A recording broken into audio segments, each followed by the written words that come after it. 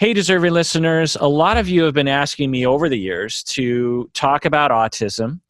And a lot of you out there even say to me, you write me and say that you're on the spectrum.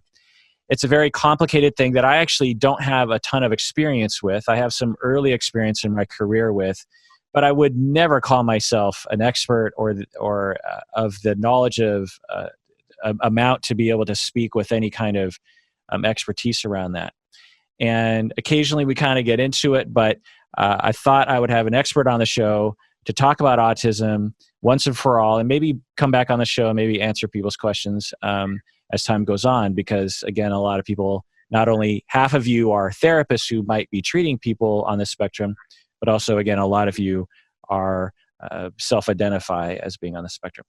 So welcome to the show, Megan. Please introduce yourself. Hey everyone, my name is Megan Wildhood. I am a Seattle and am working on my MSW. I work in social services. I have a background in crisis work.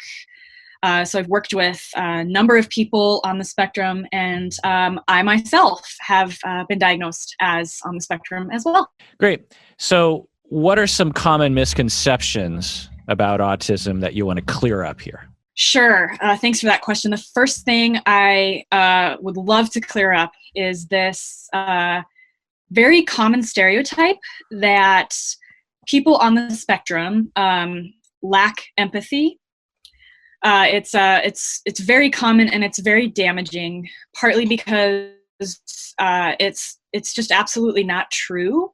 And I think one of the reasons people may think that it's true is because there's sometimes people experience a lot of social difficulties. And so I know for myself, I don't express empathy in a way that is expected or easily recognized by many people. And so what often happens with me is I will feel something so deeply that I'll shut down, and it will look like I am not interested, I am not connected, and I don't care. I know several other of my friends and other people that I've worked with also experience something similar. And so I would just like to state right out, everyone I know who's on the spectrum has a deep well of empathy. We just don't express it in the way that is that it often looks like for people who are neurotypical or not on the spectrum. So that's the main one that I would like to start off with. Yeah, great. I'm glad you're pointing that out. And I've talked about this in the podcast before as well. And it's a notion that is not only spread by the internet, but also by popular media. Like not only in the news, there was a lot of talk about the Sandy Hook killer, who was apparently on the spectrum, reportedly on the spectrum. And this notion that, having autism means that you don't have empathy, which leads you to kill people. That is a notion that is present in our society, which is ridiculous. Also in fictional TV shows, Sherlock, this kind of thing. These people are portrayed as supposedly on the spectrum, or it's implied or something. And I haven't watched Sherlock since the first few episodes, years ago, but there's this notion of just like they're logical, like Dr. Spock or like Mr. Spock, and they don't have feelings, and they see through feelings, and they don't have emotions, and all that is false. There's some kind of weird fascination with equating human beings with robots, and autism spectrum stereotypes and misunderstanding somehow lends itself to that writing or something. You know what I'm talking about in that arena? Definitely. I see that. I think one of the things that feeds into that is that our notion of autism as a culture is still a bit stuck kind of back in like the 50s. And we kind of still build our concepts of autism on what we kind of thought we knew 60, 70 years ago.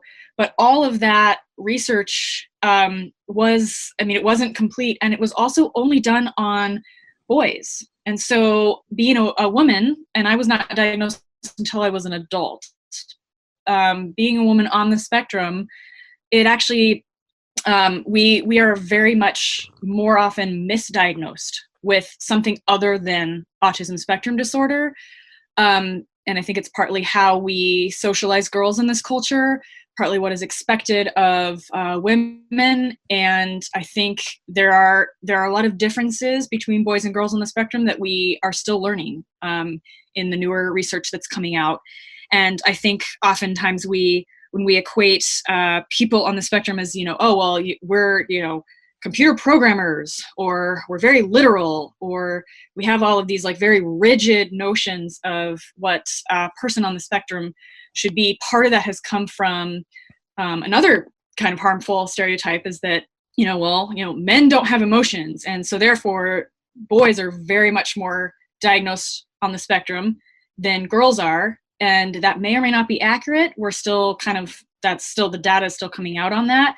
But I think those two stereotypes have kind of come to a very harmful intersection in terms of what we think autism looks like, or who has it versus who has, say, a personality disorder, which is also a very harmful term. But right. Girls and women are very much more misdiagnosed with personality disorders as opposed to autism. Yeah, absolutely. I could see a lot of clinicians and just society having a really hard time imagining in their mind that a girl, a 10-year-old girl, could be on the spectrum. It typically is just like, if you just envision someone on the spectrum, society-wise, it's always a boy. Now, getting back to the empathy issue, I have worked with people on the spectrum early in my career. And I would say that their empathy was impaired at times because it was hard for them to understand what was happening socially and to understand me as I was trying to communicate with them. These are people higher on the spectrum and, for example, developed speech later in life at the age of, 12 or something. And so it was hard for them to understand, facial cues. They actually didn't have a lot of eye contact. It was hard for them to understand vocal inflection. They were often really focused on certain things in the room or something that they were perseverating on, or there was overstimulation or something. And all that, shall we say, data input on the brain makes it so that the empathy ability doesn't kick in because they're not noticing something. For example, just, I'm not on the spectrum, but if I'm super concentrating on my phone because I'm, distracted, and my wife comes in and she has some kind of emotional experience, because I'm not paying attention to it, I might not pick up on it. And so it's not that I don't have empathy, it's just that my attention is not on that, and or it's hard for me to interpret that sort of thing. So that's another misconception of just like, because there's people out there with kids or with loved ones who are identified on the spectrum or they suspect, and it feels as though the person doesn't care about you. It feels as though, man, this person just does not care about me. But it could be an issue, like you said, of feeling so much that the person is shutting down, or that they just have a harder time understanding what you're going through because of the nature of the condition. Would you agree with that, or am I speaking out of turn? I would agree, both in terms of my experience as somebody who's on the spectrum and someone who has worked with folks on the spectrum. I think one thing that we would love for neurotypical people to understand is that eye contact and listening is multitasking for us. And since there is actually no such thing as multitasking, it's actually your brain rapidly switching between tasks and doing both of them poorly. We miss a lot when we're trying to focus on eye contact, or when we're trying to focus on the verbal. We miss a lot of nonverbal. And so there's a lot that can be missed. And because what we know about the autism brain is that it's more rigid. It's not that there's no plasticity, but it is a bit more rigid than a neurotypical brain. Switching between tasks is harder, takes a bit more time. And that's one reason why the common idea of hyperfocus, people on the spectrum having hyperfocus, that I actually don't think is a misconception, but it's partly because it's very hard to get back into focus. So we don't like being interrupted. And I could also imagine that it feels good to actually be focused on something that you're enjoying. Of just like, okay, this feels kind of good. Like I'm not scattered all over the place. Like I finally found something that I'm in the zone with. I'm focusing on this device or this flower or this person or this idea. And if you interrupt me, it's going to take me another half an hour to actually find something to focus on. I've never heard it described that way, but that makes a lot of sense. Totally. And that's often why people will get upset when they get interrupted, because they were like, oh, I was in the flow. I was doing really well on this task that I had in front of me, and now you're interrupting me. And so, and I do have empathy for the people who are like, well, but don't you care about me? I just got home and you don't want to say hi, or, oh, I have something I want to say and it seems like an emergency, but now you're being grumpy and kind of aloof and off-putting. And it's just that it's disappointing to lose focus, because it's very difficult. It takes a lot of energy to reach the threshold of focus again. And so that's a thing that I think people on the spectrum kind of experience maybe more acutely than folks. Not that people who are neurotypical don't experience that. I just think it's definitely more prevalent among people on the spectrum. So have you had to explain these things to people around you, and how do you do that, and how successful are you? I have had to explain it. That's actually one of the reasons I'm grateful for my diagnosis. I wasn't diagnosed until I was 28, but once I was diagnosed, I had language for helping myself, like helping me understand me, and then helping others understand me. And it's really helped me, especially in the workplace. I've worked in several offices that have open floor plans, which is very stressful for me. I don't have a door I can close, and I have to, have noise canceling headphones, and then my ears get sore because my nervous system is turned up on high, which is kind of one of the hallmarks of autism spectrum. So one of the things I've done is I've said that I've kind of set boundaries around, this is what it looks like when I'm focused. I'll have my earphones on, both earphones, and instead of like one off to the side. So that means, unless it's an absolute emergency, I would appreciate you not interrupting me. And then I've also kind of put up signs that say, I'll be free at 11:30. So if you can come back then, that would be great. I found that when I've done that communication proactively, my coworkers and my supervisors totally understand, and they're completely happy to support me. I don't have to say anything like, oh, I'm on the spectrum and therefore I need this accommodation. It's more just that proactive communication. And I've learned that that's actually a good self-care thing for me, is I know I need this. And if I just ask for it before somebody interrupts me and I get angry about it, and I just say, this is how I work best. Because I know a lot of people struggle in the workplace with autism spectrum, because they don't know how to do the like natural social interaction that a lot of people do. But I think that proactive communication, naming, what do you need? Oh yeah, the reason I get angry when I get interrupted is because it is so hard for me to focus again. It's not because I don't like people. I thought for a long time I must just be a curmudgeon. I must just not like people at all, which made me sad. But it was like, no, I'm actually just not getting my needs met in a way that I can do something about.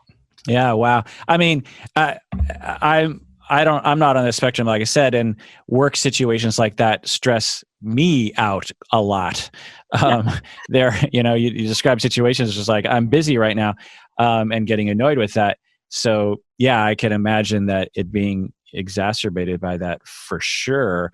So what other misconceptions do you want to clear up for the listeners? Yeah, I think another misconception that I found to be particularly painful in my life is that there's one particular way that autism looks. Like when I've shared with people I'm on the spectrum, I've gotten several stunned looks, or I've even had a couple of people say, oh, you don't look autistic. And part of that's really ableist, so we'll just call that what it is. But I think that there's that floating around out there, this idea that autism looks one way. And it really doesn't. You know, if you've met one person on the spectrum, you've met one person on the spectrum. Just like, you know, everybody who is neurotypical is not, there's not this like monolith of neurotypicality. There's not a monolith of autism either. And so I may be, and we can talk about, you know, high functioning, low functioning. I don't particularly like those terms, but, you know, people on the spectrum have personalities just like people who are neurotypical do. And there are definitely themes. There are definitely, I mean, there's a reason there's a diagnostic category for autism spectrum disorder, but within that, there's just as much diversity as neurotypicality. And so I think this idea that, well, I will be able to identify somebody who is on the spectrum is just, it's really harmful, because it also blocks people from getting to know those of us on the spectrum. Like, well, you all are this one way, or you all look this one way, or you can't possibly be on the spectrum because you don't fit the stereotype of what it should look like. And right. I think that just whatever idea you may have of autism spectrum disorder, it's broader. It's broader than that. What sort of themes are there that you can identify? One of the things that I have identified both in myself and working in crisis work and also in social services is that there is this deep, I want to call it social anxiety. Probably it does come from the whole having to switch between multitasks, the things like, you know, eye contact and listening is two different things for us, whereas it may not be for others. So we do miss things. And so I think, and then we feel anxious when we're interacting with other people because we know something's off. We can feel it. I think that's a misconception, is people on the spectrum don't know that there's something off.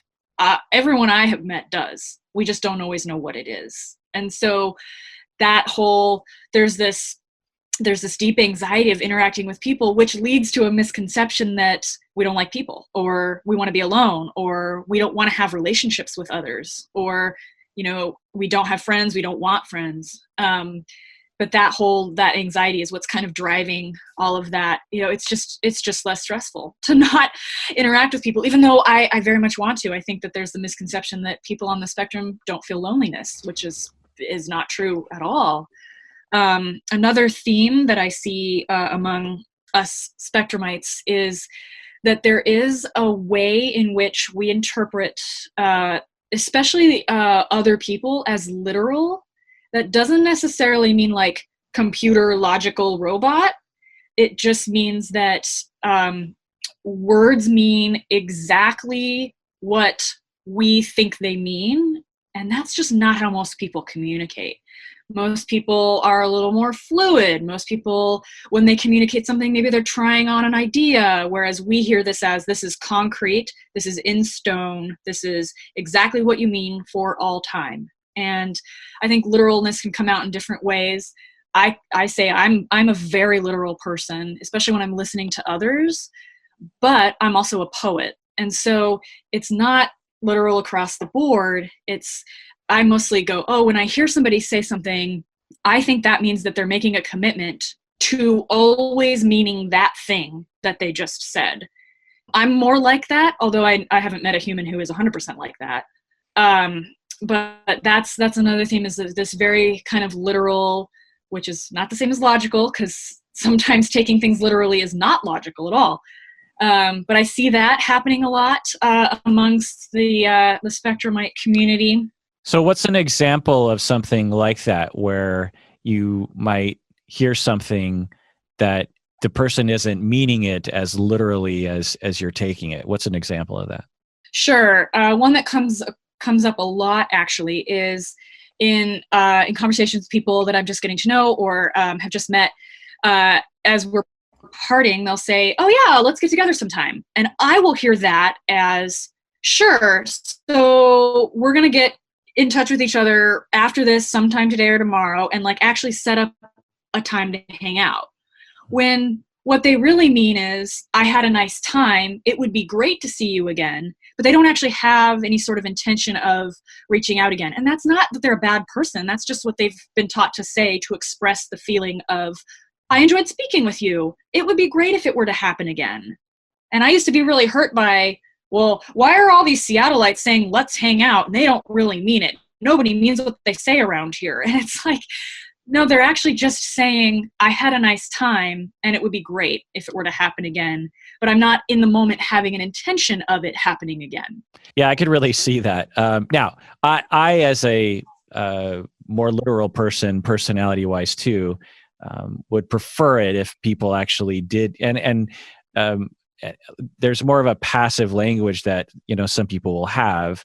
Like you'll say something like, "Well, I really want to get spaghetti tonight. What do you want?" And then might be like, "Yeah, we could get spaghetti." And to me, I'm like, okay, well, we could get spaghetti. But what they mean is you're supposed to hear the lack of enthusiasm in my voice, because a yes is, oh, absolutely, I really want to get spaghetti. A no to me is, yeah, we could get spaghetti.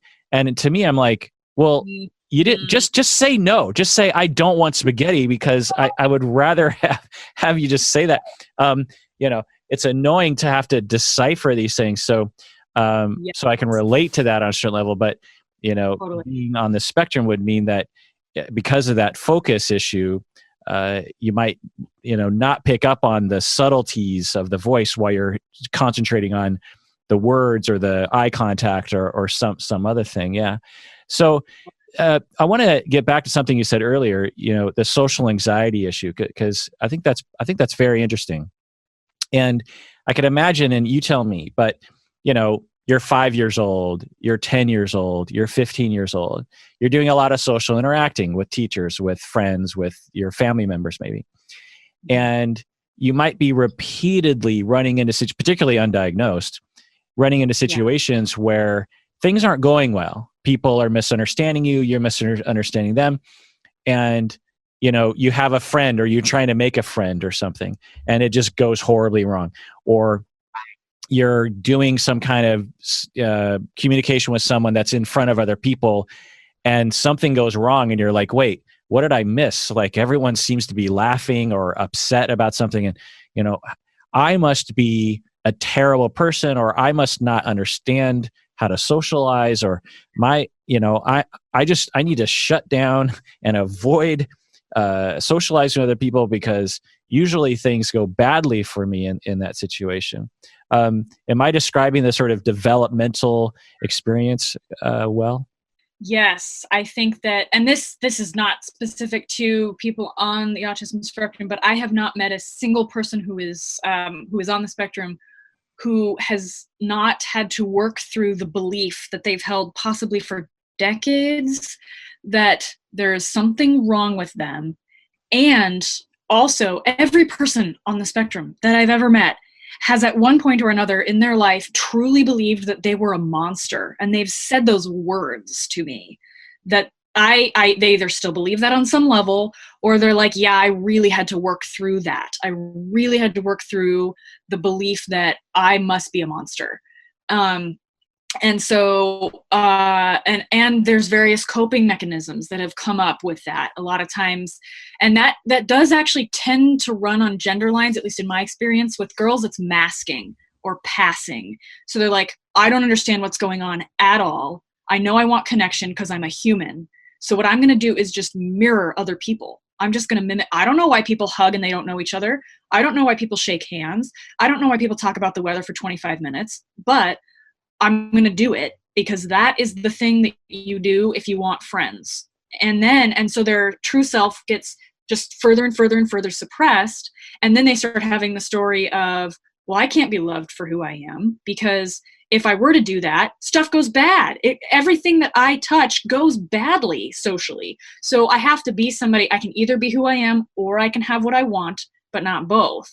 And I've seen with boys a lot, it's aggression or it's anger. And that's, again, generalities. I've had some anger issues, so it's definitely not just, oh, boys get angry and girls go hide. It's definitely not just those, but I think the percentages are more, boys are like, well, okay, if I can't fit in, I'm just going to be difficult. Yeah, fine. You think I'm difficult? I'll show you difficult. And of course, that's every teenager on the planet too, but it's heightened with people on the spectrum. And I think they don't realize that because you don't know what you don't know. I mean, you don't know that other people are having a different experience than you. And so you're like, well, it looks easy for everyone else. Like, but what I experience is, so everybody on the surface is speaking English, but they're speaking this other whispered language underneath it, and I don't know what it is. And I can't even hear it. Yeah, that's heartbreaking to hear. I don't know if I've ever heard it expressed in that way. It's one thing to be socially anxious or to have maybe some low self-esteem around social interactions, but to believe that you're a monster, that is heartbreaking. And to have to suppress your true self. And again, misconception. I think a lot of people don't even recognize that people with autism have this sophistication of personality to do that. It's sort of in people's language when they talk about this, like, oh, well, people on the spectrum, they're sort of like simple, and they don't, what they don't know won't bother them. And it's like, hearing you describe this, it's like anyone can relate to that, of just feeling like they're a screw up or they're not good enough or something. And you can imagine with this difference, really, from the day you're, 2, 3, 4 years old, bumping up against that and no one helping you frame that. But tell me more about this monster concept, because is it the way you described it in terms of there's something fundamentally flawed with me that no one would like? Is that the monster thing, or is it something bigger than that? It's partly, oh gosh, people don't like me if I am who I am and if I do what I think is natural to me. But I think it's also more, there's this like, I don't feel human because I do not understand what the other humans are doing. And so I must be a monster, as in an alien. Like, I must just not have this human, I must be on the wrong planet. Like, I must have somehow gotten the coordinates wrong, because no matter how much, like, it seems like the more I try to understand it, the worse it is, because everyone else seems to do this very naturally. And so me even trying to understand it is more evidence that I'm a monster. I think also the media stereotypes about, like, well, people on the spectrum are violent because they don't have empathy. That definitely does not help that that feeling of like, oh, I must be a monster. And I think this, well, I don't have the same reactions that other people are having around me. So, gosh, there must be something deeply flawed that people don't like, but also that is just not human. And I think the other thing that drives that home is that, and I see this a lot, unfortunately, is even with adults, even it usually happens with like parents talking about their kids who are on the spectrum in their presence as if they're not in the room. But I've also seen that happen with people talking about people on the spectrum around, oh, well, if you're not socially aware, and so I think that misconception can also play into the, well, I feel like a monster because there's this dehumanization that happens when you're being talked about as if you are not in the room. Like, oh, well, yeah, you wouldn't understand it anyway. And just how we're talked about in the media, how we're talked about it in our presence even, that kind of drives home this just not humanness. There's just something outside of the human experience that is going on with autism spectrum. Like, that's just so, well, that couldn't be a human thing because humans do this instead of humans do this and this. Humans do the neurotypical thing and the autism spectrum thing. It's all, we haven't quite included everyone. Like the whole Autism Awareness Day, I want it to be Autism Inclusion Day, Autism Acceptance, not just, yes, we're aware that you exist. I mean, that's almost makes it worse to just stop at awareness. Yeah, I get it. And it reminds me of this human bias that I remember learning a long time ago. And I don't know if I'm going to word it quite right, but this is from memory, is that we develop, as we socialize with other humans, this template for understanding other human beings.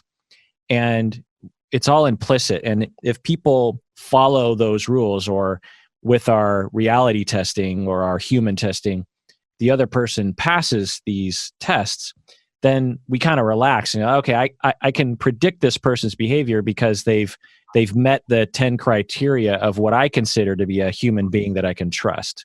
You Mhm. know, an example of this is, um, one day you go to work and you wear your shirt on backwards, and you put a hat on inside out, and you know, draw a little unicorn on your cheek. Well, nothing about that is illegal or bad or any indication of anything. You're just like, you know, I just decided to wear my shirt on backwards. But you walk into the office, people are going to be scared of you. They're going to be like, they're not going to just notice that it's different, because they will. They'll be like, that's weird. He's wearing his shirt on backwards and he drew a unicorn on his cheek. That's different. I haven't seen him do that before. But they will actually feel fear about, what is that person going to do to me? Is that person going to hurt me? You know, because if I can't predict that person's behavior, then what else are they going to do? And of course, the bias can work the other direction, where serial killers and manipulative people will actually follow all the rules that you're supposed to follow and get you to trust them, and then they can actually hurt you. So it's a bias that doesn't always make sense. And so for the person on the spectrum, if there's something a little different about them, then it triggers that bias of just like, well, if they didn't pass that test, what other tests are they not going to pass? I'm afraid of this person. What are they going to do to me? And by accepting and including those kinds of personality traits, or, you know, I don't know what you call it, but tendencies into the human repertoire, we can expand that test a little bit so that people aren't afraid of people on the spectrum. Yeah. And I want to say that it actually works the other way too. Part of the social anxiety is that people on the spectrum also have a template. And so when we encounter somebody who is neurotypical, what society would say normal, we see that as strange. And so we can do oh, what are they going to do? That's weird. And I feel fear. So that kind of also plays into the social anxiety piece as well, because it's outside of our template, which kind of goes into the theory of mind a little bit. Like, okay, well, you know, people who are on the spectrum don't just naturally understand the neurotypical way of communicating and interacting. But I think the reverse is also true. And so it hasn't occurred to people like, well, people on the spectrum actually also do have templates for how and what relationships should be and what they should look like. And when it's outside of that, we also feel fear. It's just that we are not the dominant part of the culture. And so that gets labeled as part of the disorder, rather than that's actually a legitimate experience as well, too, to have that. What other misconceptions do you want to clear up for the listeners? And Yeah. half of our listeners are clinicians too. So, you know, you might want to think about telling clinicians what they should know. Right. So I've worked with several MSWs and a few like on interdisciplinary teams, and I think one of the things that comes up a lot in the clinical practice that I've seen is that people who are on the spectrum don't. This is just an implicit assumption that they kind of don't. They're not even aware that's happening. That people on the spectrum either don't know what they need or can't advocate for themselves. And so they kind of need, you know, spokespeople, or they need people to kind of guide them and hold their hand in a way that they perhaps don't.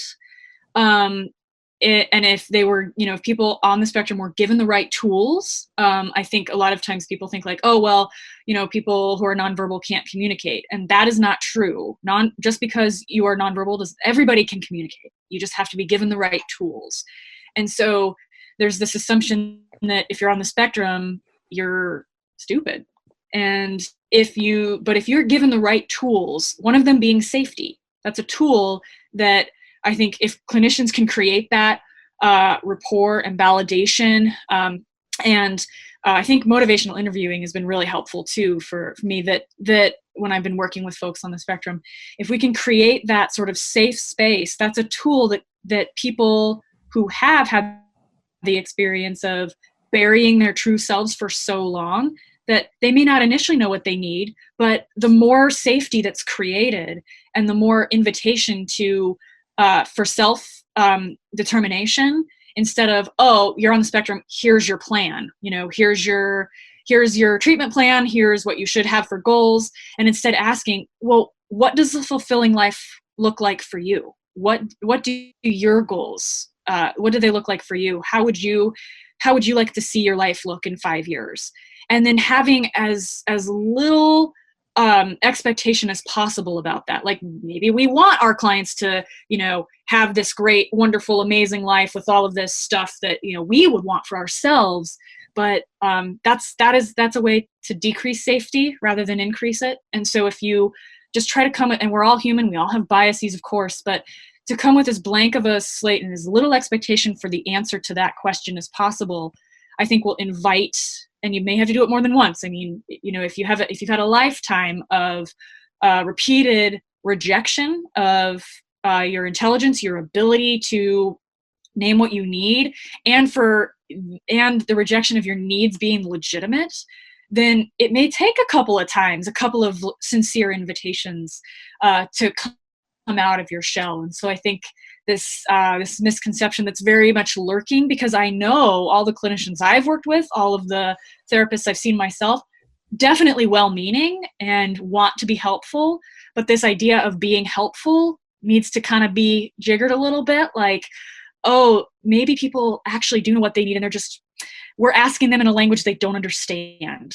And then we're getting mad, like, we're asking them in French, and then we're getting mad that they don't understand French, when what really needs to happen is we need to ask them in the language they speak. What is that language? I mean, is it articulatable in this format? I mean, because a lot of clinicians, including myself, are thinking, okay, what is the key? Is it just more space, or more lack of assumptions, more time, or is it a specific language that you're talking about? All three of those are good. I think one thing that's been helpful for me, and I've noticed has been helpful with people that I've worked with, is that it kind of goes along with the being literal piece. There is a sort of black and white to our thinking, and I want to say black and white, not black or white. There is actually a difference between those two. I used to be very black or white as a child. And if you gave me toast with peanut butter and I asked for toast with jam, it was an absolute sin and you were a horrible person. But this black and white, like, we do see things in categories. And a lot of the people that I've worked with, and I also experienced this myself, there is a very strong sense of right and wrong, yes or no, this or that. And so, and I know I can hear the clinicians in the back of my mind going, but that's not helpful. That's actually hurting you. And until we come to that on our own, I think trying to say, oh, well, I don't think in right or wrong, or, oh, it's not this or that, that can actually cause us to further retreat. And instead kind of speaking that language of, and you don't even have to agree with it yourself, but I understand that you see things as, this is right, this is wrong, this is yes, this is no, this is black, this is white. And making the space for that person is one of the things that was really helpful for me in defining what I needed, instead of just feeling like, oh, I'm bad and wrong for having a very strong sense of yes or no, right and wrong. Because maybe it's hurtful. And I see, like, yeah, there are ways that was hurting me, but I had to have the space to work through that myself, instead of just being told, stop thinking that way. Don't think that way. And the categories are broader, but starting with the assumption, one of the assumptions is people on the spectrum do categorize, and they're kind of strong and separated. And the categories may look different for different people, but just that there is that framework in a way that you may not think is helpful as a clinician, and you may be right, but telling somebody that is actually just going to cause them to shut down, as opposed to making the space of, oh, we have these categories now. Interesting. Okay. How can we work with these categories until they start to relax on their own, is kind of the main thing I've seen. Yeah, I could see that. So, and it's in your language, but I'm guessing an example of this would be someone on the spectrum is in therapy as a client, and they're saying, so last night I got frustrated with my partner for interrupting my process, and I yelled at him and told him that he was a piece of shit because he got in my way, and I did a terrible thing and I should never have done that. And that makes me a bad person because I called him a piece of shit, which is clearly like the wrong thing to do. You're not supposed to insult people. I'm a bad person because I did that. And the therapist is like, whoa, whoa, whoa. You know, yes, you did a bad thing, but calling yourself a bad person, that's not helpful to you. But for you, you're just like, no, there's a bad way to do things and there's a good way to do things. And that was a bad way to do things.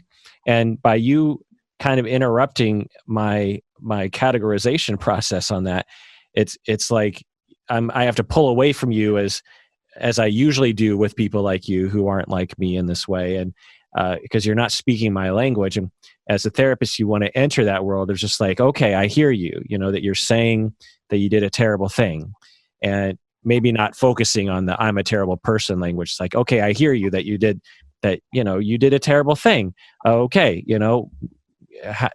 tell me more, how do you feel about it? What do you want to do with it? Just kind of taking some time with that. That's interesting. That never would have occurred to me, Megan. So that's really helpful. And I'm sure to a lot of the listeners as well. One of the things that I want to get into a little bit is that it is a spectrum, as we call it, right? We used to have this thing called autism disorder, and then we had Asperger's, and then we revamped it about 10 years ago or so to be a spectrum. And recognizing that it is a spectrum and that some people progress on the spectrum, they develop or they learn skills or whatever, and or whatever. But I think a misconception for a lot of people that don't work with people with autism think that you are a good example of like all people who are on the spectrum. There's a lot of people who think, well, autism is just like, well, you're just a little quirky. And it's like, yeah, sure. That's one way of looking at it, I suppose. But like in the autistic people that I worked with, like I was talking about earlier, some of them couldn't talk and they couldn't function at school. They couldn't, they would get very upset because of this miscommunication between their parents and other people and them. And they would have, a lot of angry, violent behavior as a result, because they just felt like a disconnect between them and the world. They would perseverate on certain ideas and get a little naughty sometimes. And they might be sexual in a way that, because, if they're 15 years old and they have a 15-year-old sexuality, but they developmentally aren't really there yet or don't really understand how to navigate that sexuality, then there might be some concerning behaviors if they're around other people. And so, obviously, again, it's a spectrum, but I'm talking more about the higher end of the autism spectrum. And I think that people need to understand, and a lot of times these people are sectioned off from society and no one gets any experience with them. So they don't even know they exist. You know what I mean? And so I don't know, I guess I'm just saying that, but do you have anything to add to that? Yeah, that is a very, very good point. It is definitely a spectrum. The spectrum is very broad. It does not include everyone, of course, but it's very broad. And I think that one of the things to keep in mind is that for folks who are either nonverbal or who are acting out in ways that are concerning or possibly harmful to others, is that, of course, we want to make sure everyone involved is safe and protected. And I think that empathy goes a long way, at least understanding that within the autism spectrum, there are things that make it very, very difficult to communicate in a way that is understood by caregivers, by parents, by clinicians, people around the people on the spectrum. And that doesn't mean that they are violent people. It means that the level of frustration that we all feel when we are not being understood, when we cannot get our point across, when we can't connect. We're trying so hard to connect in the only ways that we know how. Those are magnified for folks who have non-traditional forms of communication, partly because, as I briefly said earlier, one of the common themes for people on the spectrum is that our nervous systems are turned up on high. Everything that we experience on a scale of, it could be on a scale of 1 to 10, is a 10. If something is very cold, it's frigid. If something's hot, it's burning. If there's a temperature change between one and the other, we feel that acutely everywhere. And that's true for emotions as well, because the nervous system and the emotional system are intertwined. So frustration can feel like hopeless rage because we are disconnected. And I think that belonging, connection, all of that, it's a human thing. That you are not disqualified from that desire or that need just because you have an autism diagnosis. Right. And so that violent behavior that might be endangering others is on some level, even you may have to go very, very deep for it, but is on some level a frustration turned up to the highest level it possibly can be, that needs for connection and belonging are not being met, because we come hardwired with those, and every human comes hardwired with those. And I'm not like, oh, everybody's just doing the best they can. Like, well, okay, we have to protect everybody involved, of course, but having that framework of, I wonder if this is just an unmet need for belonging that is coming out it can come out in very harmful ways, of course. And how do we work with that in a way that also keeps everybody safe? Yeah. For the example that I sometimes think about for myself is in my early career, actually, this is before I was a therapist. I was a care worker of a sorts, and one of my people that I worked with was on the higher end of the autism spectrum, and he was a teenager, and he was just recently verbal, and he could speak on some level. It was pretty difficult for him, but he could communicate some things. And my job was essentially to enact a treatment plan that was developed by a therapist that was involved. But most of my job, honestly, was just to kind of entertain him and also give the parents a little bit of a break, because he required a lot of attention and sort of but he had a routine, and we would, kind of do very similar things. One of the things that he loved to do was to go for a walk to a nearby lake. And he I don't know what it was about this lake, but he just loved walking to this lake, kind of sitting at the side of the lake and then coming home. I mean, I guess I can relate to that, but it was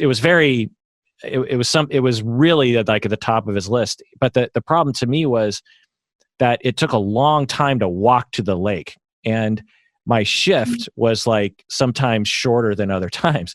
And so, he would say, that he wanted to go there. And this one time I was like, well, we can go, but if we don't get there in a certain amount of time, we have to turn around and come back because my shift ends at a certain, and I knew well enough to know that he might not really get that or even necessarily care. But, so I took the chance, and, we left, and we got almost there. Not, we're probably like 2/3 of the way there. And I was like, we got to turn around and go home. And he was usually pretty good about following my directions. I was kind of like a big brother to him in a lot of ways. And I was probably being a little flip about it. Looking back, I probably wasn't spending enough time attending to his emotional, like the predictive emotional state that he might be in, having been disappointed like that he couldn't get there.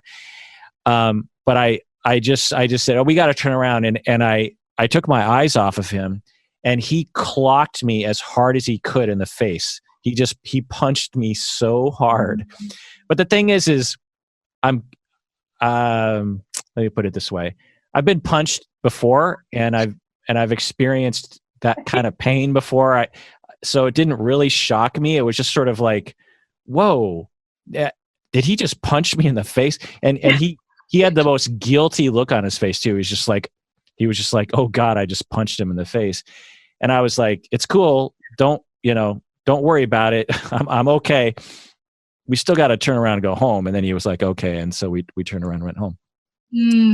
That's the level of quote unquote violence I'm talking about. I'm not talking like, he was trying to kill me or something. It was just like you're saying that black or white thinking, and that intense frustration that he must have felt in that moment, being close to his, oasis promised land, and me just saying, nope, we got to go back. Does he understand work shifts? Does he maybe think, well, if I wanted to, I could probably extend my shift, or I don't know, or he could go on his own, or, whatever sort of thoughts he had that he was having a hard time kind of thinking about and telling me about. And that's really interesting to hear you describe that, and I, maybe it's part of that focus thing. It's just like right now, all my focus is on my frustration. There's no other focus on like the bigger picture. It's just like, and I feel that frustration in this super intense way. And then, that obviously leads to behavior that could be interpreted as extreme. So when I talk about violence, that's the kind of story that I think about. Sure. And I think one of the things that to give a possible tool to clinicians, people working with folks that are experiencing that level of frustration that feels, the tool is understand that frustration feels bigger than your own body. Like it feels like you cannot possibly, you can't contain it. And maybe you've never experienced that, but you could maybe imagine that if I don't do something with this feeling, it is going to kill me. It's going to, it's going to rip my skin apart. It's going to blow up my whole body. I can't contain this. And it's not to excuse like, oh well, yeah, you should just, get used to being punched in the face. Of course not. But it is that like the intention probably isn't, I really want to hurt you. The intention is, I'm going to die. I need to do something. I'm going to die. And because this feeling, whatever this feeling is, it's too big for me. It's bigger than my body, and I'm going to explode. If I literally, it's not a figure of speech. Literally, it feels that way. That's great. I love that you're saying that. It makes total sense to me. I don't think I comprehended that aspect of it until you just said that. It's just overwhelming emotion of suffering, and I need to communicate that to you somehow, especially if you're getting in my way of me being able to relieve this feeling. It makes sense. Like the analogies that sometimes I go to is like, imagine your child is walking across the room and they haven't picked up their toys yet. Well, you're not going to grab your kid by the elbow and yank them away and say, pick up the toys. But if they're about to run out into traffic, your emotional state is going to kick in. You're not even going to think, and you're just going to grab that kid by the elbow and you're just going to yank them back, and you might really hurt their arm, but you're having an emotional reaction of just like, you're going to kill yourself, and I love you a lot, and my body is just going to take over, and I'm going to make this happen. Like, you're not going out into that traffic. I don't care how much I hurt you. I got to stop this from happening. I'm guessing it's a similar experience. It's just like there's such an overwhelming feeling of suffering that it just comes out. You just have this impulsive reaction based on the sheer amount of frustration. The other thing I think about, and correct me if I'm wrong, because I'm not quite sure if this is true, is sound sensitivity. You were talking about sensitivity to certain feelings, but also sound sensitivity of loud noises, annoying noises are also potentially intensified, and that can create not just like nails on chalkboard, but like 10,000 nails on a chalkboard. Is that true? Yes, I experience. I have to I've done this my whole life, and I didn't understand why until recently. I've had to plug my ears whenever I flush a toilet, and it's not. I mean, I don't know. I didn't know that was other people like, oh no, that's just a normal sound. Like, I also, one of the reasons I don't like live music is because I can't, like, the applause is too much. It's far too much. I also don't like rain because of the sound of rain. It's overwhelming. It's too, and it's triggering. It triggers a overload sensation.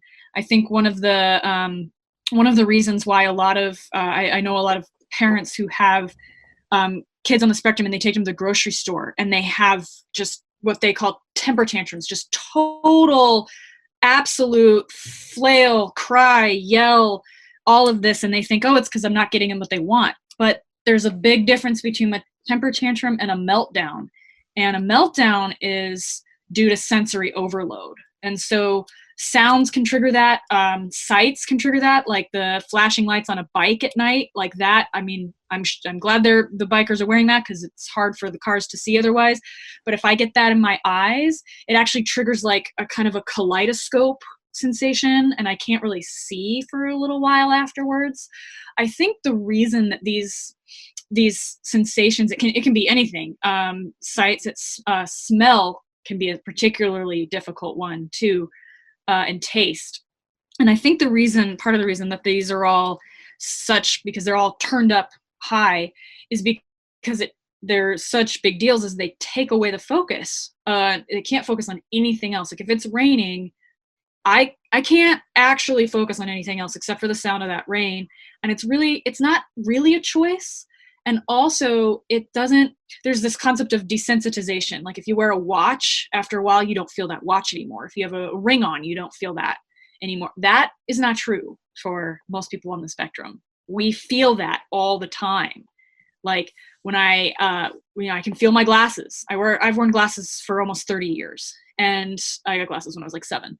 I can still feel them everywhere they're touching my face. I can feel them. I put them on at 5:30 this morning. So we don't have that desensitization mechanism. And so it keeps building and building and building. And if it's a particularly offensive smell or sound or sight or touch, it just builds and builds and builds. And then that frustration happens. Like I'm powerless. I can't do anything. And it's an invasion. Like traffic feels like an invasion to me. The sound of traffic, just standing, waiting to cross the street, normal traffic, it feels like an assault. And I mean, there are ways that you can mitigate that, but I think that it builds and then it snowballs. And so I think that's kind of where we see the acting out of like, I'm overwhelmed. I can't do anything. I need this to stop. Whatever sensation is happening, I just need it to stop.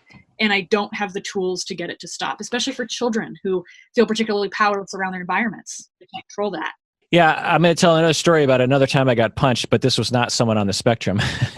But it did involve someone on the spectrum. Before all these other jobs I had, I was a security guard downtown Seattle, and the Torchlight Parade, which is our big parade, Seafair in late in the summer, and I was security guard on 2nd Avenue, and there was maybe someone on the spectrum, I'm not sure, or someone had a related sensitivity. And the parade had all these noises, and people were walking around with all these noisemakers and stuff. And this individual started to have one of those meltdowns because of all the noise. And he was red in the face, and he was just standing there, overwhelmed and upset. And I think he was putting his hands over his ears, and he was kind of screaming. And this other fella who I would kind of recognize as sort of a regular on my beat, if you will. And he thought that the individual suffering was trying to fight him or something. Mm-hmm. And so, and this story has a lot of sort of random details that I'm going to tell, but there's a certain class of people that when they want to get in a fight, they take off all their clothes, which doesn't make any sense to me. Maybe they don't want their clothes to get hurt or something. I don't really understand it. But anyway, so this guy, he's like, "You gonna fight me? You gonna fight me?" And I'm the security guard watching this, like, "Oh God, how do I?" Even though it's not really my job to stop it, I just felt like I should because I'm wearing a uniform. And the guy starts taking off all of his clothes, and I'm like, "Oh shit, he took off his clothes. Shit's gonna go down because he just took off his pants and his shirt. He's just standing there with underwear in his shoes. I don't understand it. Anyway, so he's like, "Let's go." And I go up to the two of them, and I'm like, I don't, because I'm like, "Dude, I don't think you understand. He's having a situation here that has nothing to do with you. You're taking it personally. Let's all stop to it. And then the guy without any clothes on punches me in the face. So that's my other story. But anyway, that was maybe my first time experiencing that some people have a condition where it's these kinds of noises that are kind of annoying to me too, honestly. It's just like, if I had to live with that, if you tried to fall asleep to that, it'd be hard. If it was going on all the time, or if you were trying to read a book, those kinds of noises would bother me too. But if your brain is such that it can only focus on that, and every time it happens, it's a novel brain experience, the way you're saying, like your glasses still feel novel to your face when for neurotypical people, the brain habituates to that sensation where if it's not novel, you don't notice it. If you changed your glasses, you'd be like, oh, these glasses feel different, but then you'd eventually habituate. So I can't imagine what that experience must be like to have that just cranked up of just like every noise, every sensation, every annoying thing that annoys me that I can't get away from, accentuated and exacerbated and exaggerated, and my brain won't get used to it. I just can't imagine like how annoying the world would be. Yeah, and it could also that could be another thing that feeds into, well, gosh, I must be a monster. I'm annoyed all the time. I'm annoyed by things that people react to as little things, and they're not little to me. Gosh, I must be failing at any sort of emotional control or regulation or whatever. And I mean, that may be why that individual took off his clothes, because he was feeling the fabric on his skin, and he was trying to just like, too much sensation. It's too much. I can't have this anymore. I don't know what else to do. No. To be clear, the guy who took his clothes off wasn't on the spectrum. The other guy was, I don't know if he was on the spectrum, but he had a very much of a sensitivity to sound. The guy who took his clothes off was just one of those guys that was a regular on the streets that would get in fights with people sometimes. Like he was just kind of a... So maybe he was being provocative. I don't know what his problem was, but it wasn't, I don't think it was autism is my point. So I don't know if I mixed that up in the storytelling. I just want to be clear. The person who might have been on the spectrum was just having an emotional experience to all the noises. The other guy who wanted to get in the fight was just a guy who liked to fight people, I think, on the street. And maybe was trying to be provocative. I think still I have to have my socks on a certain way. Otherwise, like the seams, if I can feel the seams in the socks, and if they hit my feet at the wrong way, like they have to come off and I have to redo it, and I don't get used to it because of the habituation thing that doesn't happen. I'm a little bit like this. And I've done some research on giftedness and also highly sensitive individuals, they sometimes call them. And similar to me, like I, you notice I don't have any tag on this shirt because I don't like that feeling. I always take off my shoes whenever I get a chance. Like I'll be teaching class and I just take off my shoes because I don't like the feeling of my shoes. I'm 49 years old and I haven't got used to wearing shoes yet. There's all sorts of things like that annoy me. Like my wife always kind of makes fun of me, but we'll be at a restaurant or something and I'll hear a song I don't like and it's very distant and I'll be like, oh my God, I hate this song. And my wife's like, I didn't even hear this song. But I was like, how can you not hear that annoying EDM song? It's just so annoying. Now I don't conceptualize myself as being on the autism spectrum, but I do consider myself to be what the guy highly sensitive people, or what some people call gifted. Are these things related, or are they two different roads to the same experience? Yes, I've heard HSPs, highly sensitive people. My theory on this is that all people on the spectrum would probably qualify as HSPs. Not all HSPs would qualify as being on the spectrum.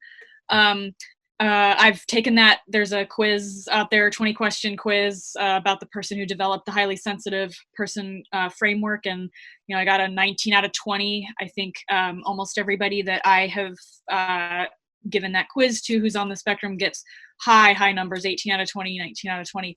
Just because you get a high number on that quiz doesn't mean you're on the spectrum, but I would find it difficult for somebody on the spectrum to not get a high score on that, just because a lot of it is like the physical world and how you interact with the physical world, but a lot of it is also people are on the spectrum are sensitive to their emotions as well, and so they react to a feeling sensation similarly to a physical sensation. So like similar to how I can't really stand the sound of rain, and that's all I can hear if that's happening and it doesn't go away until the rain stops. If I have a feeling of anxiety or shortness of breath that feels like anxiety, that's all I can feel. And it just, the more you focus on it, the more it magnifies. But it's not really like it's a choice. It's just like the brain goes, problem, that's a problem, you must fix it. And it's not fixed, so I'm going to still focus on it. Oh, it's still not fixed, I'm still focusing on it. But the problem is that you can't control your external environment. And so that's where the like big feelings come in, and the volcanoes and the explosions of like, I feel powerless over this thing that is hurting me and feels like it's assaulting me. And I can't get the rain to stop. I can't drown it out really. I mean, unless I have major noise canceling headphones, but then I have the pressing against my ears and then my ears hurt. So there's a felt sense of a lot of powerlessness that goes on with these sensory overload experiences as well. And that's probably why we see a lot of aggressive or potentially violent behavior too. Yeah. So switching gears a little bit, I am president of a nonprofit called Game to Grow, which uses Dungeons and Dragons and other kinds of games like that to help people on the spectrum.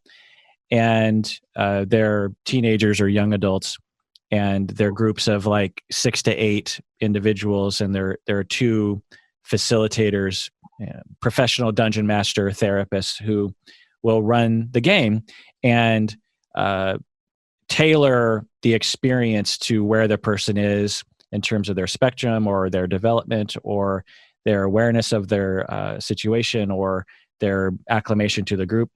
And the beauty of this model is that for people on the spectrum, they're more likely to like a game like Dungeons and Dragons because of the rules involved, and because there's when this happens, you do this, you roll a die, and if the die says that this happened, then this is what happened. And it provides a framework for socializing, for self-esteem, for discovering who you are as a person, that these guys, Adam and Adam, developed over the years at Game to Grow, is just beautifully designed to help people, really anyone, but it's particularly helpful for people on the spectrum because of those reasons.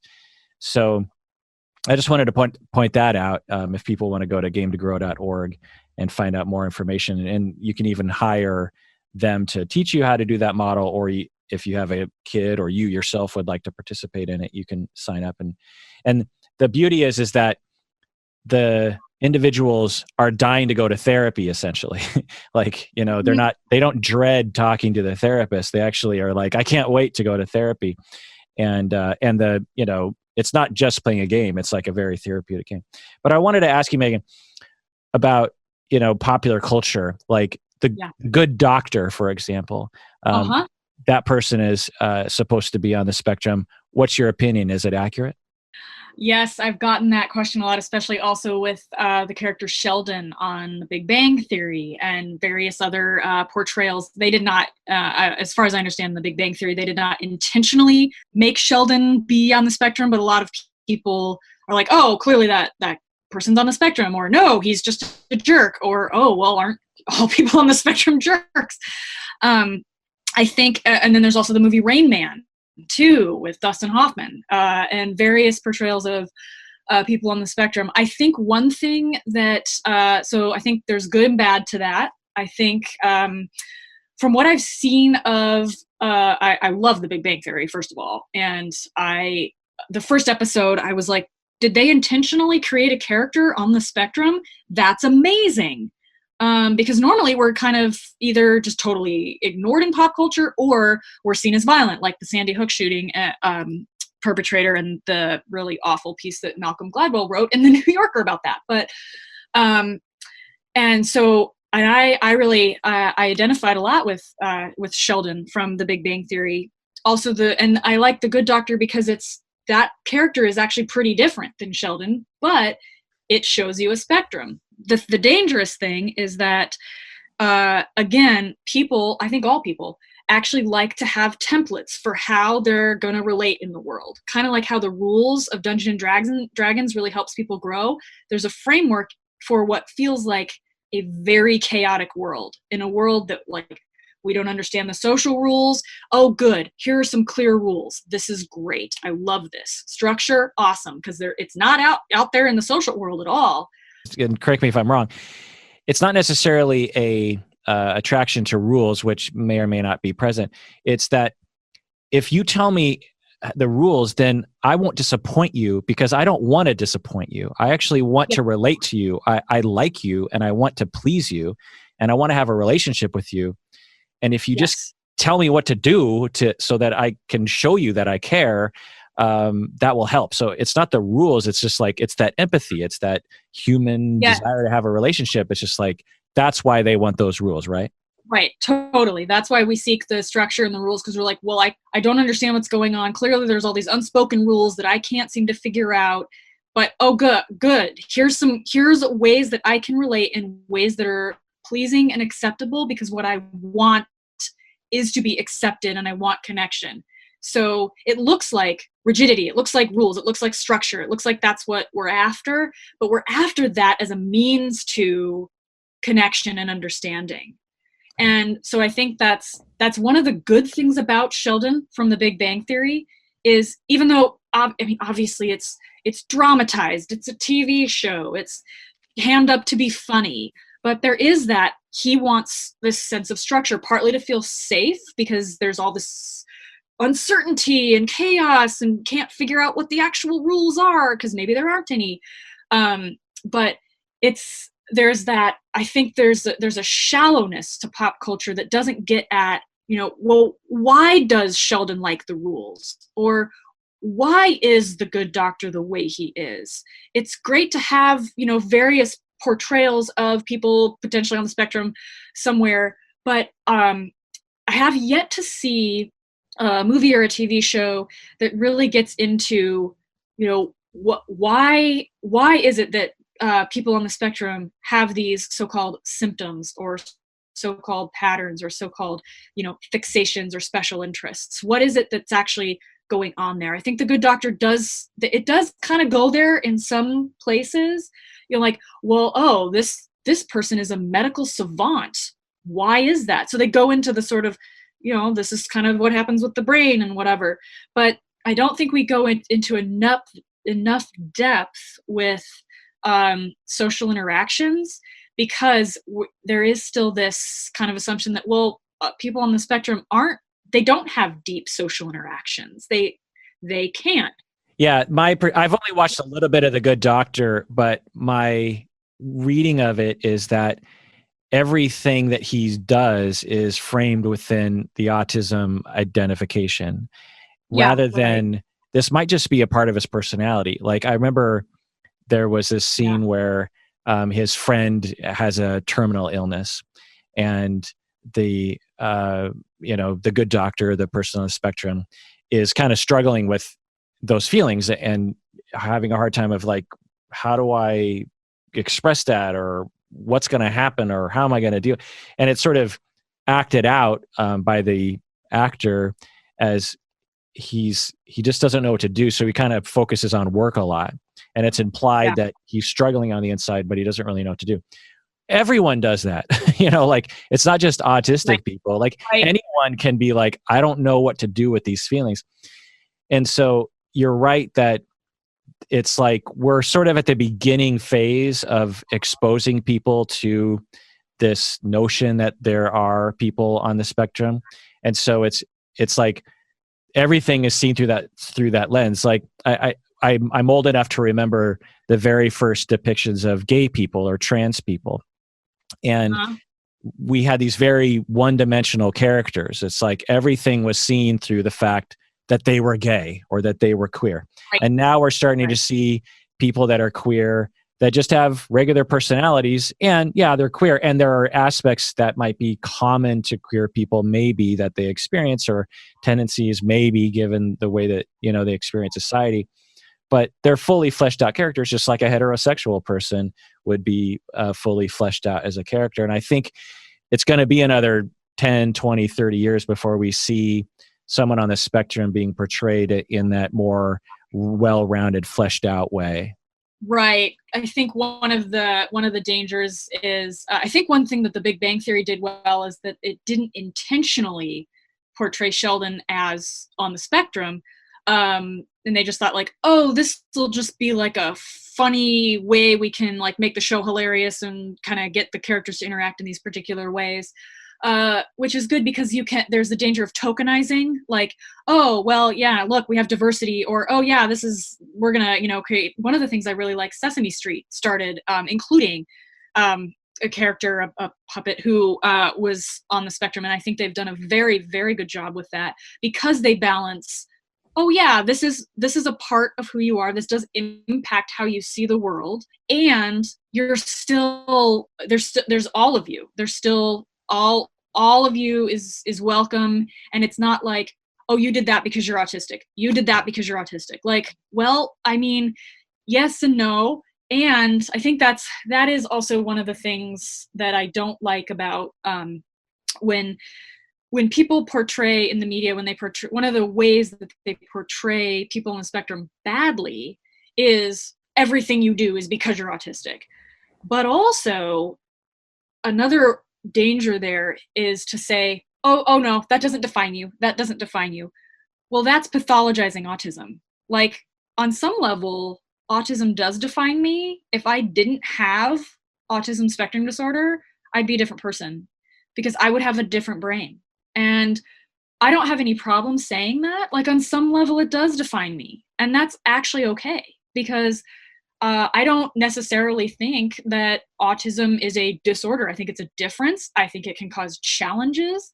But like, being human can cause challenges too. So I think the whole like, oh no, it doesn't define you is another way of pathologizing autism in a way that isn't necessary. Like, well, what would be wrong with it defining me? What would be the problem in saying that? Mm-hmm. And I think so the well-roundedness piece is important. And also, I don't think I don't have any problem with saying, yeah, I'd be a different person if I wasn't on the spectrum. And that's okay. Yeah, that's amazing. Again, I don't think I would have ever comprehended that experience until you explain that. That makes a lot of sense. And I'm guessing the listeners are really happy to hear you articulate that. That's fantastic. I just want to wrap up with a few little questions. Ben Affleck in The Accountant, I did a whole episode about that. He's supposed to be on he's supposed to be on the autism spectrum. I don't know if you saw that. Did you see that movie? No, but I did hear about that whole idea of like, oh yeah, he is supposed to be on the spectrum. Yeah. Yeah. He's an accountant. And he's also, I can't remember the story. It's been a while, but I think he's also like a contract killer or something. He's very good at killing people.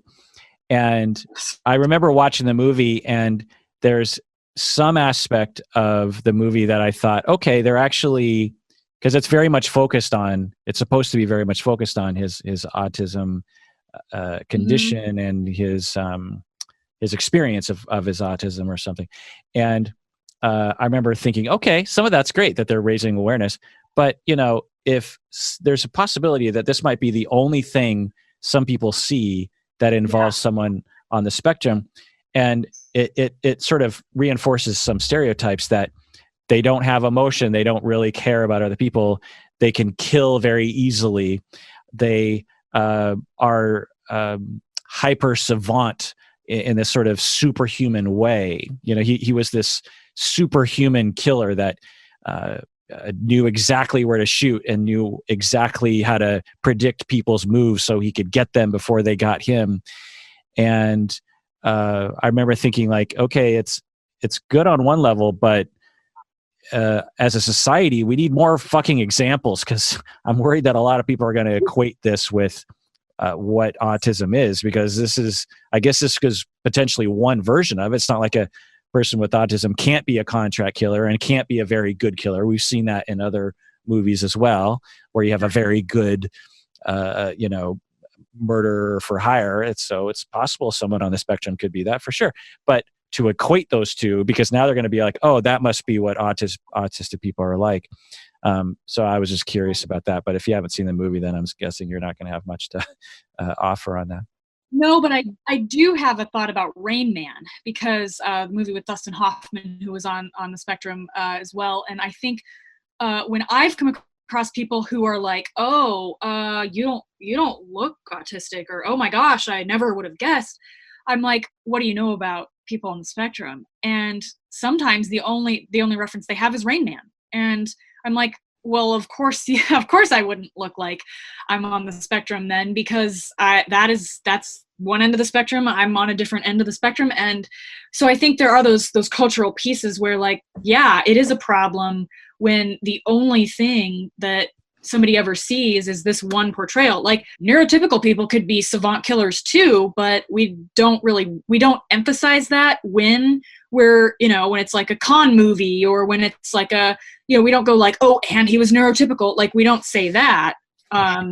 So I think that can, the Ben Affleck movie or Rain Man, like there's a problem with any sort of cultural piece like that, where that could be the only time somebody comes across somebody with autism. And it's like a challenge for the movie makers too, because of course no one thing can say everything about a topic, but that's why we need more examples. Like, The Good Doctor, I think is doing a good job for its scope, but everything has a scope, which is why we need more examples. Sesame Street is another great example.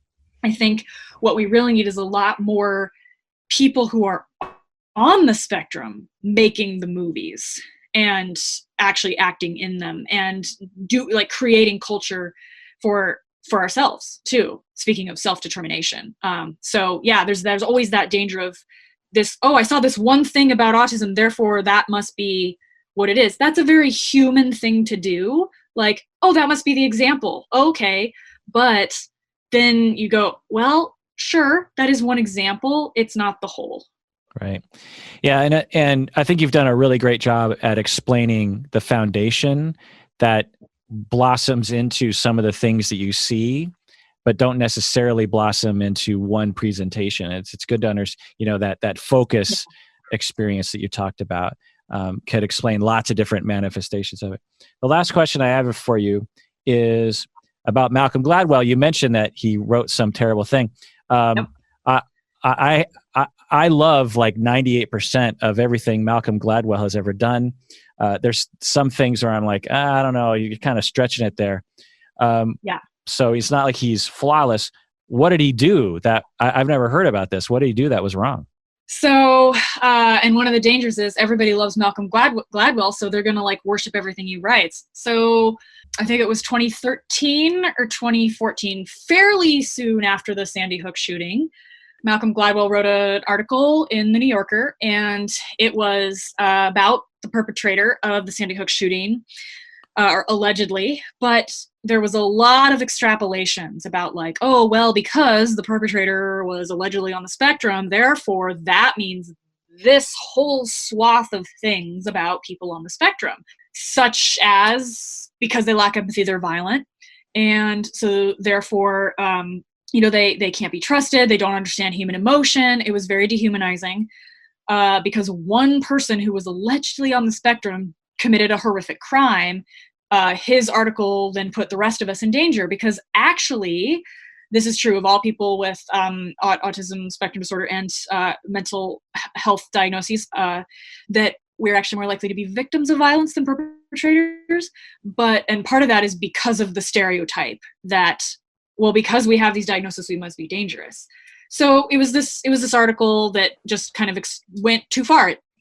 That's a bit of a stretch. Kind of like, I take this thing, correlation and causation. That was a thing he messed up there. So I don't think he was intending to in any way throw everybody on the spectrum under the bus. I just think that he committed the same fallacy that all humans do, which is when they come across one instance of something, they make it a template. But like, it's like an anecdote is not proof, you know? So because there was this one particular guy who had this potentially one diagnosis and did this one thing, doesn't mean anything statistically.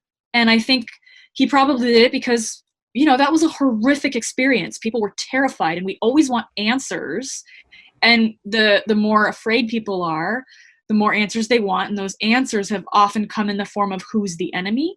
And so I think that that's, and I wrote a letter to the editor of the New Yorker and was like, I don't understand why you published this. As somebody who's on the spectrum, I feel like this endangers me, and it further entrenches the stereotype that every person on the spectrum is dangerous. And that letter got published, but what I really wanted was an apology from Malcolm Gladwell, which, you know, I know that it's not going to happen. But I just think that, and he's well-meaning too. He's a very smart guy. I also love almost everything he writes, which is particularly, like, that's why this was particularly shocking. It was like, it felt a little bit like a betrayal. I was like, wait, you're usually like so on it. What?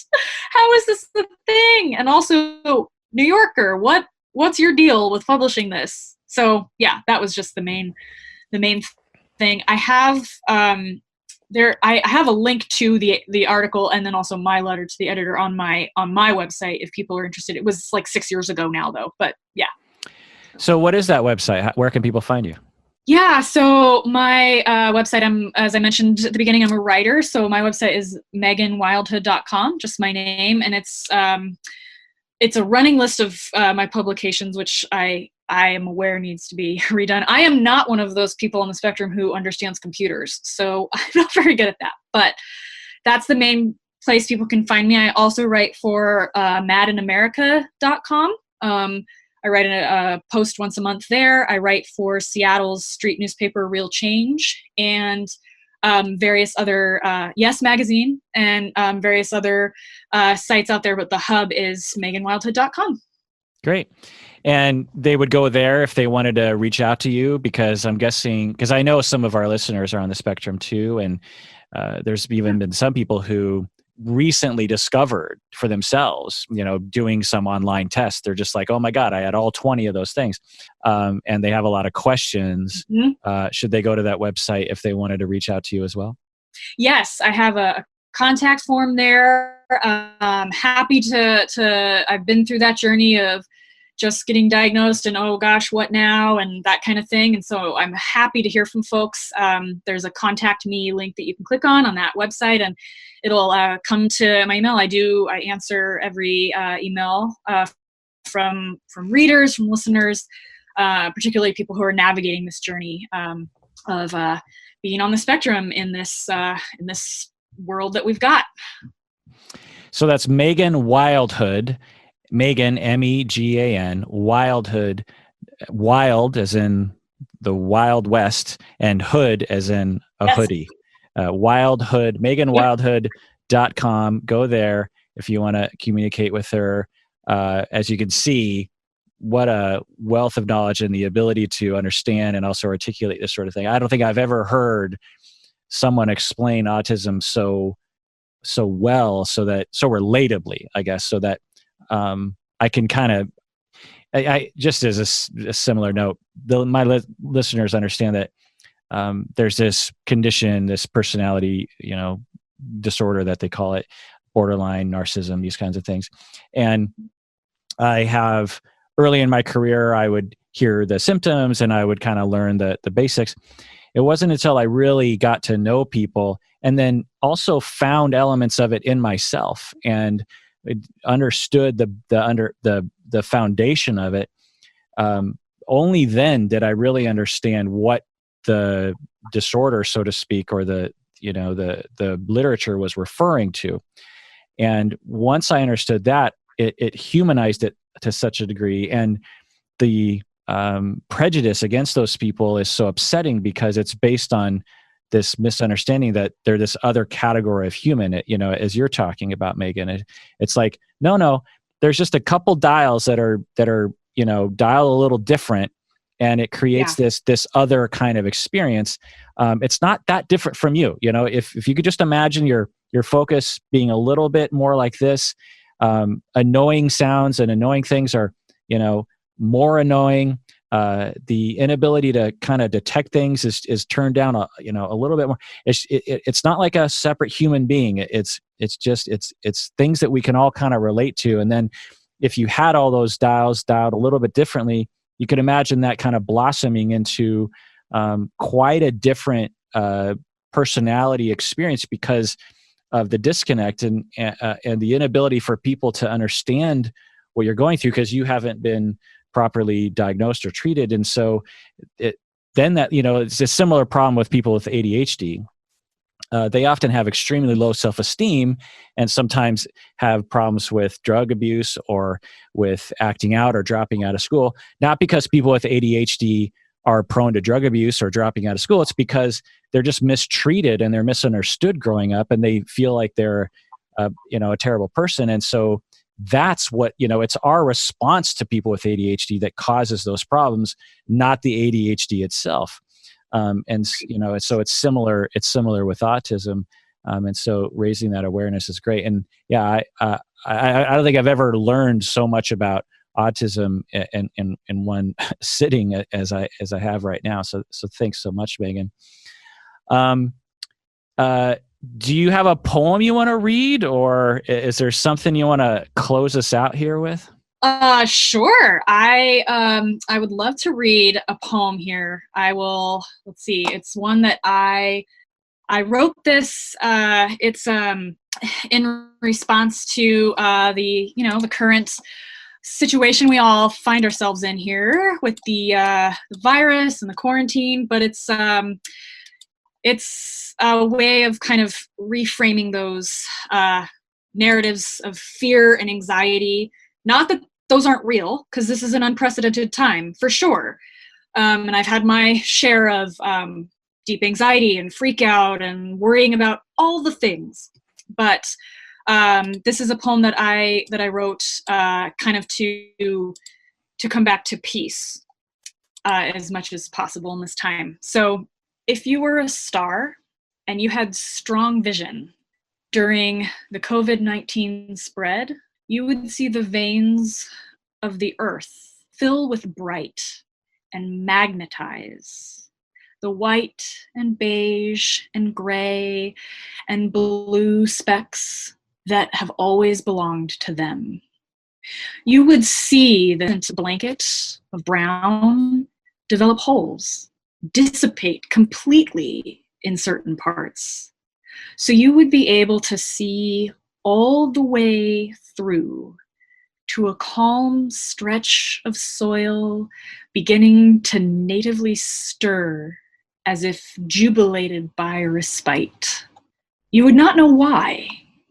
So you would join the specks and the sea and the soil in unfurling, reveling. Of course, being a human is being a star. The vision, a blessed gift for each to open. Beautiful. Thanks for sharing that, Megan. Yeah, thanks for that opportunity. Yeah, and thanks for coming on the show, Megan. It's been great. Maybe we'll get some more questions and we'll have you back on to answer those questions. And everyone out there, please take care of yourself. Megan, why should people take care of themselves? This is true whether there's a pandemic or not, because humans are one of a kind, all of us, and we all, just for ourselves, we deserve care and love, but also because of the interconnectedness that has never been more apparent than it is now. When you're taking care of yourself, you are literally taking care of other people.